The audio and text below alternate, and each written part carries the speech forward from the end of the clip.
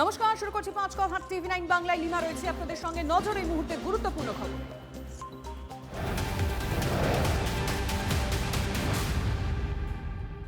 বদলের বাংলায় খুলল আরো এক ফাইল।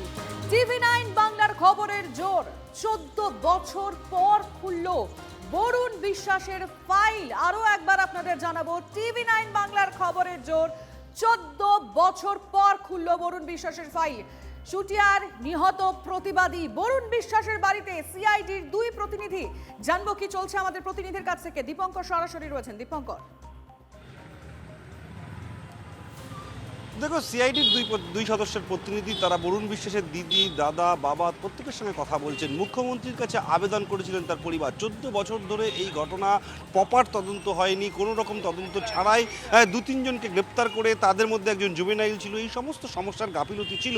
পরিবারের তরফ থেকে বারবার রাজ্যের প্রাক্তন খাদ্যমন্ত্রী জ্যোতিপ্রিয় মল্লিকের বিরুদ্ধে অভিযোগ করা হয়েছে, কিন্তু সেক্ষেত্রেও তাকে কোনো জিজ্ঞাসাবাদ করা হয়নি। বরঞ্চ জ্যোতিপ্রিয় মল্লিক প্রভাব খাটিয়ে বারবার তাদের পরিবারের ওপরে নানা রকম অসন্তোষ নিয়ে এসেছেন। সেই সমস্ত তথ্য শুভেন্দু অধিকারীর কাছে অর্থাৎ রাজ্যের মুখ্যমন্ত্রীর কাছে নিয়ে যান। তারা পরিবারের তরফে বলেন, তার পরিপ্রেক্ষিতেই কিন্তু মুখ্যমন্ত্রী বলেছিলেন যে একটি বিশেষ সদস্যের দল যারা এই ঘটনার তদন্ত করবে। অর্থাৎ আজকে যখন এই সিআইডির দল আসলেন, তাতে কিন্তু একটা স্পষ্ট হয়ে যাচ্ছে যে এই ঘটনা নতুন করে রিওপেন করা হচ্ছে। অর্থাৎ বরুণ বিশ্বাস, যে কিনা 14 বছর আগে 2012 সালের 5ই জুলাই গোবরডাঙ্গা স্টেশন থেকে যখন বাড়ি ফিরছিলেন, সেই সময় আচমকা তার বুকে ঝাঁঝরা করে দেওয়া হয় গুলি করে, এবং তারপর হাসপাতালে নিয়ে যাওয়া নিয়ে সমস্যা হচ্ছিল। পরবর্তীতে হাসপাতালে নিয়ে গেলে তিনি মারা যান। তার পরিবারের লোক বারবার চোখের জল ফেলেছেন, বারবার বলেছেন, শাস্তির দাবি করেছেন, কিন্তু কোনো রকম সুরাহা হয়নি। সেই ফাইল পুনরায় ওপেন করা হচ্ছে শুভেন্দু অধিকারীর নির্দেশে বলা যেতে পারে, কারণ পরিবারের তরফ থেকে যখন শুভেন্দু অধিকারীর কাছে যাওয়া হয়েছিল, তিনি স্পষ্ট জানিয়ে দিয়েছিলেন সিআইডির বিশেষ সদস্যের দল তারা মূলত পরিবারের সঙ্গে সেই সমস্ত কথাগুলো বলছেন যে কথাগুলো বরুণ বিশ্বাসের খুনের সঙ্গে রিলেটেড। কি করে ঘটনাটা ঘটেছিল বরুণ বিশ্বাস মাথায় রাখতে হবে, যে কিনা শুটিয়া গণধর্ষণ মামলার অন্যতম প্রতিবাদী। শুটিয়াতে প্রায় বলা যেতে পারে ঘরে ঘরে ধর্ষণ হতো।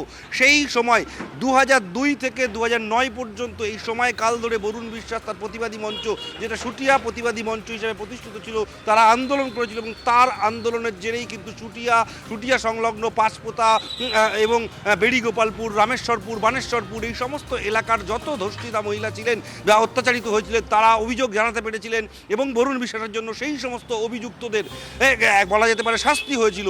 তার পরিপ্রেক্ষিতে বরুণ বিশ্বাস ওই এলাকাতে একটা প্রতিবাদের মুখ হয়ে উঠেছিল, এবং যে 2012-তে যখন তার খুন হয়, তার আগে থেকে ইছামতি খাল এবং যমুনা, এই যে দুটো ইছামতি এবং যমুনার সংলগ্ন পাড়, যার কারণে প্রতি বছর বন্যা হতো, তার জন্য যে অর্থ বরাদ্দ করা হয়েছিল, সেই অর্থ দুর্নীতি করে জ্যোতিপ্রিয় মল্লিকের নির্দেশে অন্যত্র চলে যাচ্ছিল, এবং সেই জায়গা থেকেই কিন্তু এই বরুণ বিশ্বাসের খুন করা হয়েছে, এমনটা তার পরিবারের তরফ থেকে বারবার বলেছে, এবং সেক্ষেত্রেই কিন্তু সিআইডির বিশেষ টিম আজকে তদন্ত করতে এসছে। একেবারে দীপঙ্কর, তুমি নজর রাখো, সঙ্গে থাকো। আমরা আবার সেদিকেই যে খবরের দিকে নজর রেখেছে এই মুহূর্তে বড় খবর, বদলের বাংলায় খুলল আরো এক ফাইল। টিভি9 বাংলার খবরের জোরে 14 বছর পর খুলল বরুণ বিশ্বাসের ফাইল। বিগত 14 বছর বাদে আমরা নতুন সরকারের কাছে একটা দাবি নিয়ে গেছিলাম জনতার দরবারে। সরকার সেই দাবিতে সহমত পোষণ করেছে, এবং খুব দ্রুত অ্যাকশন শুরু হয়েছে। এটা আমরা আমাদের পরিবার কৃতজ্ঞ সরকারের কাছে, এবং সত্যি আমরা অভিভূত যে এত তাড়াতাড়ি অ্যাকশন শুরু হয়েছে। এটা আমরা বিগত সরকারে আমরা দেখিনি, এবং বিগত সরকার আমরা তদন্তের নামে যে প্রহসন হয়েছে, সেই কারণেই আবার এটা ফার্দার ইনভেস্টিগেশন দেওয়া হয়েছে। এখন আমরা আশায় বসে আছি, দেখা যাক ধরনের বিচারটা আমরা পাই। আর তো আমাদের কিছু বলার নেই, সরকারের উপরে আমাদের দাবি রইল যেন সঠিক তদন্তটা হয়, এবং সঠিক যারা প্রকৃত দোষী তাদের খুঁজে বার করে তাদের জন্য অপরাধীদের শাস্তি। আসলে আমরা প্রথম থেকেই, আমার ভাই খুন হওয়ার পর থেকে আমাদের হুমকি শাসক দল থেকে, মানে তৃণমূল থেকে, মানে তারা সবসময় চেয়েছে যে বরুণ বিচার যাতে না পায়, তাদের পরিবারকে উপর আক্রমণ করে তাদের হুমকি দিলে হয়তো আমরা থেমে থাকব, যার জন্য তদন্তটা এগোয়নি, সঠিক তদন্ত করেনি। আমরা সঠিক তদন্ত চাই, যে তার সঠিক লোক ধরা পড়ুক, সঠিক খুনিরা ধরা পড়ুক। বরুণ বিশ্বাসের পরিবারের তরফে বলা হচ্ছে সঠিক তদন্ত হয়নি, সঠিক তদন্তের প্রয়োজন রয়েছে।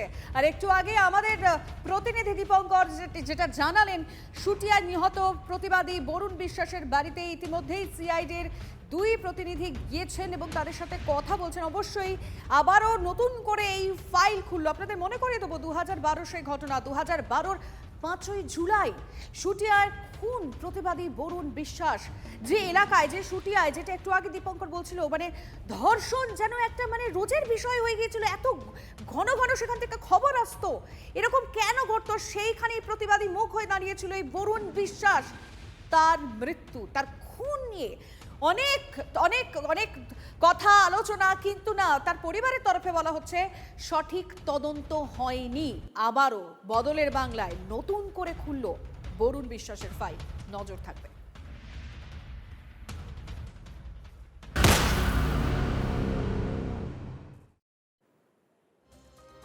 বিচার বিভাগীয় তদন্তের পাশাপাশি বারুইপুরে এনকাউন্টারের তদন্ত করবে সিআইডি। মঙ্গলবার রাতে ঠিক কি ঘটেছিল, কি কারণে ধর্ষণ খুনে অভিযুক্ত প্রভাস মণ্ডলকে গুলি করতে বাধ্য হয় পুলিশ, তদন্তে সিআইডি। বিচার বিভাগীয় তদন্তের পাশাপাশি বারুইপুরে এনকাউন্টারের তদন্ত করবে সিআইডি। কারণ মঙ্গলবার রাতে ঠিক কি ঘটেছিল, যে ইতিমধ্যেই আমরা জানি যে মধ্যরাতে ঘটনার পুনর্নির্মাণের জন্য কিন্তু প্রভাস মণ্ডলকে নিয়ে যাওয়া হয়েছিল, কিন্তু এই মুহূর্তে সিআইডির নজরে কিন্তু প্রতিটা দিক রয়েছে। কি কারণে ধর্ষণ খুনে অভিযুক্ত প্রভাস মণ্ডলকে গুলি করতে বাধ্য হয় পুলিশ, সিআইডির তদন্তে এই মুহূর্তে এই বিষয়গুলো রয়েছে, তারা এই বিষয়গুলো খতিয়ে দেখবেন। মঙ্গলবার মাঝরাতেই বারুইপুর নাবালিকা ধর্ষণ খুনের অন্যতম অভিযুক্ত প্রভাস মণ্ডলকে পুনর্নির্মাণের জন্য নিয়ে যায়। সেই সময় পুলিশের পিস্তল ছিনতাই করে গুলি চালায় প্রভাস মণ্ডল। আত্মরক্ষায় পাল্টা গুলি পুলিশের। এবার তদন্ত করবে এই ঘটনায় সিআইডি।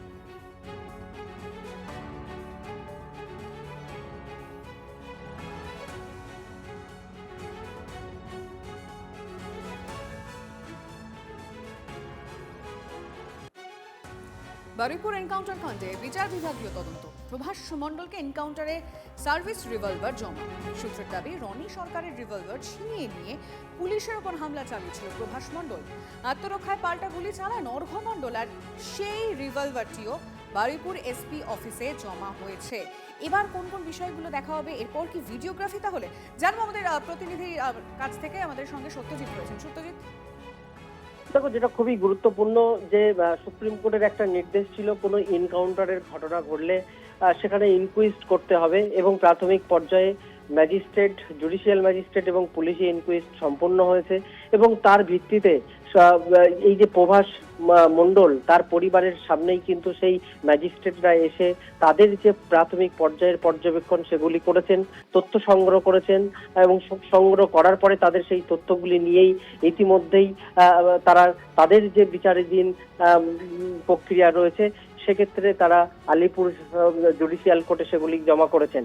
এবং অপরদিকে দেখা যায় যে পুলিশের পক্ষ থেকে এই ঘটনায়, এনকাউন্টারের ঘটনায় সেপারেট কোনো একটি পুলিশের পক্ষ থেকে তদন্ত এর ভার দেওয়া হয়। সেক্ষেত্রে রাজ্য পুলিশের পক্ষ থেকে সিআইডি ভার নিয়েছে এবং এই যে রনি সরকার এবং অর্ঘ্য মণ্ডল ইতিমধ্যেই তাদের সার্ভিস রিভলভার জমা করেছে এসপি অফিসে এবং তা সিআইডির হাতে হস্তান্তর করা হয়েছে। ফলত বলা যেতে পারে যে এই এনকাউন্টারের ঘটনায় বিচারাধীন যে ব্যবস্থা, বিচারাধীনের যে ব্যবস্থা, সেই ব্যবস্থার প্রথম যে পর্যায়, সেই পর্যায় সম্পূর্ণ হয়েছে এবং তার পরবর্তীতে ভিডিওগ্রাফি সহ অন্যান্য তথ্য সংগ্রহ করে দ্বিতীয় পর্যায় এবং তৃতীয় পর্যায়ের কাজ চলছে। ধন্যবাদ।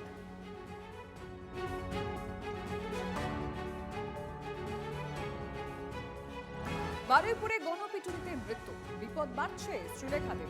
শ্রীলেখা মিত্র, অনুভব মাইতি, লাহেক আলীর নামে অভিযোগ। বারুইপুর গণপিটুনিতে উস্কানিক অভিযোগ দায়ের হয়েছে তাদের নামে। নাবালিকাকে গণধর্ষণ ও খুনের ঘটনার সামনে আসতেই গণপিটুনিতে মৃত্যু হয় এক নির্দোষ যুবকের।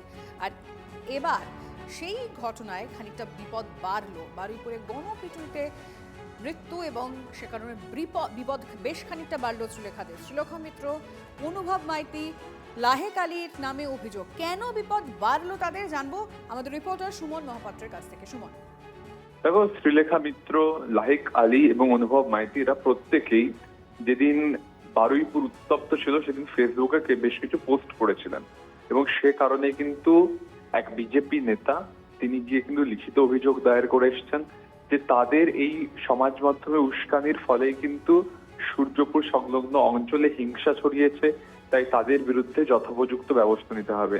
স্বাভাবিকভাবে সেই অভিযোগকে খতিয়ে দিচ্ছে পুলিশ। ধন্যবাদ সুমন।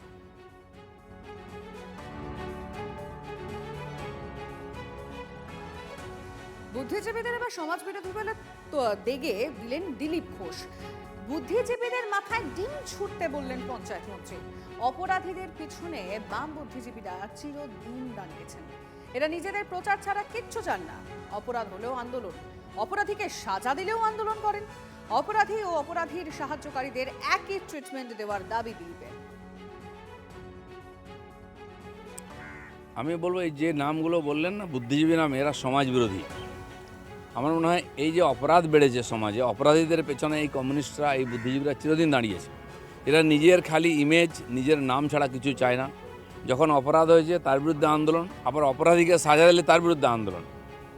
আমি বলছি যে ডিম যেখানে সেখানে নষ্ট করবেন না, এই বুদ্ধিজীবীদের মাথায় ডিম ভাঙুন, বুঝিয়ে দিন এরা সমাজ বিরোধী। আর যদি সেরকম হয় এরা এর বিরুদ্ধে দাঁড়ান, যে অপরাধী এবং যে অপরাধীকে সাহায্য করছে সমর্থন দুজনকে সমান ট্রিটমেন্ট করা। দিলীপ বাবুদের মতো যারা ধর্মীয় চিন্তায় লালিত হয়েছেন, যাদের চিন্তা চেতনায় যুক্তিবোধ সমাজবোধ নেই, তাদের কাছে অবশ্যই বামপন্থীরা এবং বুদ্ধিজীবীরা সমাজ বিরোধী হবেন। এটা আমি খুব বিস্মিত হইনি। দিলীপ বাবু যে স্কুলে পড়াশোনা করেছে সেই স্কুলটা প্রতিষ্ঠিত হয়েছে মুসলিনের আদর্শে। সুতরাং মুসলিন এবং হিটলার চিরকালই বুদ্ধিজীবীদের বিরুদ্ধে বন্দুক তুলেছেন। তো দিলীপ বাবু তুলবেন, ঠিক কথাই তো, যে স্কুলে পড়াশোনা করেছে যে স্কুলের যা প্রতিধ্বনি তাই তো হবে। দিলীপ বাবুকে ধন্যবাদ যে উনি সত্য কথাটা বলে ফেলেছেন। বোধহয় একটা জিনিস উনি বোধহয় একটু স্মরণে রাখলে ভালো হয়, সেটা হচ্ছে একটি বিজ্ঞানের একটি সূত্র, যে প্রত্যেক ক্রিয়ার একটি সমান এবং বিপরীত প্রতিক্রিয়া আছে। এর ওপরে গোটা পৃথিবী দাঁড়িয়ে রয়েছে। এবার বিভিন্ন রাজনৈতিক দলের নেতারা তারা এসব ভুলে যান। ওনার আজকের বক্তব্য কোনো একটা দিন সমান এবং বিপরীত প্রতিক্রিয়ায় ফেরত আসবে ওনার কাছে বলেই আমার ধারণা। বারুইপুরে নাবালিকা ধর্ষণ খুনে কবির মোল্লার পুলিশ হেফাজত।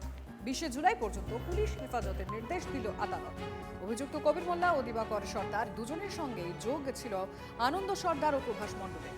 কবির মোল্লা পেশায় ড্রাইভার, আনন্দ সর্দারের সঙ্গে ড্রাইভারি করত কবির মোল্লা। দিবাকর পেশায় মাছ ব্যবসায়ী। প্রভাস মণ্ডল ও আনন্দ সর্দার মাছ কিনতে আসতো দিবাকরের কাছে। 4 জনেই পূর্ব পরিচিত বলে জানা যাচ্ছে।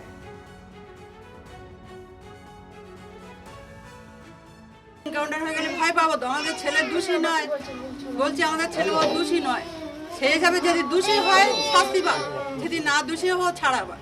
এটাই বলছি। ও ড্রাইভারি করতো? হ্যাঁ ড্রাইভারি করতো। ও ছেলেটা ও ড্রাইভারি করতো, একসঙ্গে ড্রাইভারি করতো। সেই হিসাবে চেনা পরিচয়, সেই হিসাবে হয়তো কথাবার্তা বলেছে, কি হচ্ছে আমরা ঠিক জানি না।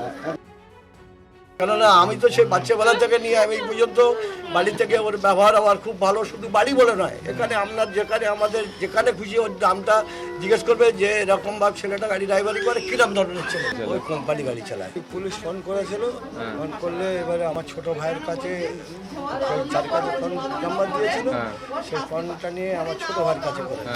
আমার ছোট ভাইয়ের কাছে ফোন করেছে, বলে আপনি 11টা পর্যন্ত আমাদের থানায় আসুন, বড়বাবু আদালতের সঙ্গে আসবে, ওর আই কার্ড, আধার কার্ড আর যেটা সেই ভোটার লিস্ট ওটা নিয়ে যেতে। ছেলেকে কবে নিয়ে গেল? এখান থেকে নিয়ে তো গাড়ি চালাচ্ছিল, সেখান থেকে নিয়ে আসছে। কি করতো? তো ভয় লাগবে না? আমাদেরও তো একটা বাড়ির মানুষ সেখানে পড়ে আছে, যে তাকেও কিছু করার নাম করে বাইরে নিয়ে গিয়ে কিসের জন্য করতে পারে না তারা। একটা ভয় তো মানুষের স্বাভাবিক লাগতেই পারে। এইসব চিন্তাতে তো আমরা তো নিজেরা তো স্থির হয়ে থাকতে পারছি না, না পাচ্ছি একটু নিশ্চিন্তে, মানে একটু বসতে। একে তো চিন্তা একটা মানুষ ওখানে পড়ে আছে, মানে তো বাড়িতে একটু শান্তি তো পাচ্ছি না। তারপরে এই ফের একটার পর একটা টেনশন বেড়ে যাচ্ছে, কোন দিকে যেতে পারি আমরা। আমার কোনো ভয় নেই, আমার ছেলে নির্দোষ, আমার কোনো ভয় নেই, আমার কোনো ভয় নেই। আমার ছেলে তো নির্দোষ, আমার কিসির ভয়? আমি এইটুকাই আমি জানি আমার ছেলে নির্দোষ, আমার ছেলে, আমার কোনো ভয় নেই। না, আমার ছেলে কারোর সঙ্গে জড়িত নেই, আর কারোর সঙ্গে চলেও না। এমনি বাইকানটা যদি কোনো ঝগড়াঝাটি হয় আমার ছেলের সঙ্গে যায় না। বারুইপুর কাণ্ডে এনকাউন্টারে খুশি শ্যামনগরের মহিলারা। রাজ্য সরকারকে ধন্যবাদ জানিয়ে মিছিল। ধন্যবাদ মিছিল মহিলাদের। এনকাউন্টার চাই, আর এনকাউন্টারের দাবিতে অর্থাৎ ধর্ষক যারা আছে তাদের এনকাউন্টার চাই, এই দাবিতে শ্যামনগর ঝাউতলা এলাকায় নবোদয় স্পোর্টিং ক্লাবের সামনে সাধারণ যারা মহিলা এলাকার এই বিবেকানন্দ গড়ের মহিলাদের একটাই তাদের দাবি যে বাকি যারা ধর্ষক আছে তাদেরও যেন এনকাউন্টার হয়। শুভেন্দু অধিকারী যেটা বলেছে সেটা করেছে, সেই কারণে আমরা খুবই খুশি। মেয়েরা যাতে নিরাপদে থাকে সেই ব্যবস্থা করা হোক, মেয়েরা যাতে সুস্থ মতন রাস্তাঘাটে চলতে পারে সেই ব্যবস্থাই করা হোক। যারা এরকম ভাবে মানে অমানুষের মতো মেয়েদের সাথে এরকম অত্যাচার করছে তাদেরকে সোজা এনকাউন্টার, কোনো দিকে কোনো কিছু দরকার নেই, সোজা এনকাউন্টার। এই মুহূর্তে দাঁড়িয়ে আমরা প্রত্যেকটা লোকেই বুঝতে পারছি যে দিনে জমা রাতে খরচ মানে হচ্ছে যারাই এই ধরনের অন্যায় অত্যাচার করবে তাদেরকে জেল হেফাজত কিছু নয়, সাদা ভাত, দুধের ভাত, কাঁটায় ভাত বা যে কোনো ফ্যান চালিয়ে তাদের শোয়া সুবিধা অসুবিধা এগুলো দেখবে না। যে কোনো প্রলোভনে তাদের যে কোনো কারণ যেখানে নিয়ে যাওয়ার দরকার হয় নিয়ে যাবে, নিয়ে গিয়ে তাদের সোজা এনকাউন্টার করে মেরে ফেলা হবে। আজকে আমাদের মেয়েরা যে আমরা স্কুলে পাঠিয়ে আমরা নিশ্চিন্ত ঘরে থাকতে পারছি না, একটা টোটোওয়ালাকে বিশ্বাস করতে পারছি না, রিক্সাওয়ালাকে আমরা কাকে বিশ্বাস করবো? এবার যে এনকাউন্টারটা করা হলো ধর্ষকারীরা বুঝবে যাতে একটা মেয়েকে টাচ করে তাকে 5 বার ভাববে। মহিলারা বলছেন এতে ধর্ষকদের ভয় হবে, দ্বিতীয়বার তারা চিন্তা করবে না মহিলাদের প্রতি কোনো রকম এই রকম অত্যাচার, নির্যাতন, শ্লীলতাহানি এবং ধর্ষণ করতে ভয় পাবে। শ্যামনগর থেকে বিশ্বজিতের সঙ্গে অনন্ত চট্টোপাধ্যায়, TV9 বাংলা। অভিষেকের ডিজে মন্তব্য মামলার তদন্তে নয়া মোড়। গোসাবার বিজেপি বিধায়কের বয়ান রেকর্ড সিআইডির। ডিজে মন্তব্যের পর বিধায়ক বিকর্ণ নস্করের বিজয় মিছিলে হামলার অভিযোগ ওঠে। এই ঘটনার পর থানায় অভিযোগ দায়ের করেন বিজেপি বিধায়ক, আর সেই সূত্রেই গোসাবার বিধায়কের বয়ান রেকর্ড সিআইডি। আপনার কাছ থেকে কোন কোন পয়েন্ট জানতে চাইলো? ওই যে যেগুলো আমাকে ওরকমভাবে যে হামলা হয়েছিল তার যে বিষয়বস্তু সম্বন্ধে জানতে চাইলো, আর ওই গোসবার বিষয় নিয়ে আমি বললাম। আমাদের কার্যকর্তার উপরে যে গুলি চলেছিল আধা ঘন্টা আগে সেটাও আমি বললাম, এবং তার হচ্ছে যে অভিষেক ব্যানার্জি আমি শাস্তির দাবি জানালাম। আমি হ্যাঁ, আমি যা দেওয়ার আমি দিয়েছি।